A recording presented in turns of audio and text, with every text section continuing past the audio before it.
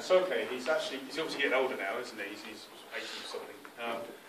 And obviously, if you look at videos of him from the 1960s and 70s or whatever, he's quite dynamic in his movement, and he's still pretty agile for an old man, you know, basically. But obviously, as he's gotten older, he's learnt to move in a way that's kind of, I suppose, he looks for kind of the vulnerable points of people and kind of targets those quite easily, and kind of starts to break their posture up easily. You know, he doesn't have to use as much energy, if you like.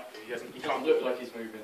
Yeah, it's really quite weird, isn't it? You know, but he is doing stuff. I've had it done to me. It's like, yeah, he's doing stuff. He's just not using a lot of energy in it. So, in terms of our movement, clearly we want to make sure we're not kind of putting, you know, lots of force into, you know, as that attack. We're simply just diverting it a little bit. So if he does maybe moving this way, excuse me. Yeah, so I'm not trying to use any kind of muscular strength there. Yeah, so.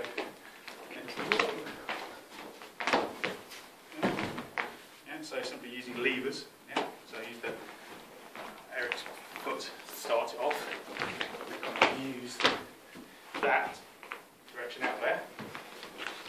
And you can start adding fingers into a little bit more spices. Obviously start using eyes, fingers into the eyes. Okay, yeah. Okay. And obviously not in pain as well. He's using a lot of the grabbing these sorts of points as well, you know, into the side of the thumb and that. It's very painful.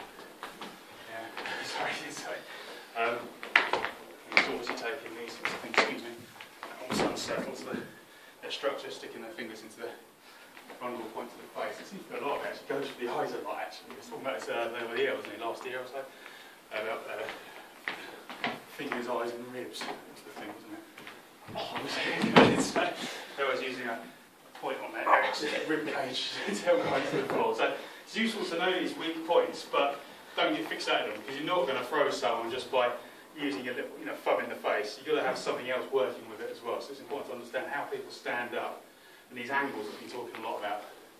Otherwise, the techniques will just be ineffective. You can have the best thumb strike in the world, but if you can't understand how to, you know, put it into a specific context and go, oh, actually, this is useful there. Once you've got movement, then that's kind of the key difference, I suppose, between something that's called right and something that's a bit rubbish. Okay, so you know, have a couple of goes of that. So introduce your thumbs and fingers to just get that extra bit of movement in there. Okay, give it a try. Okay.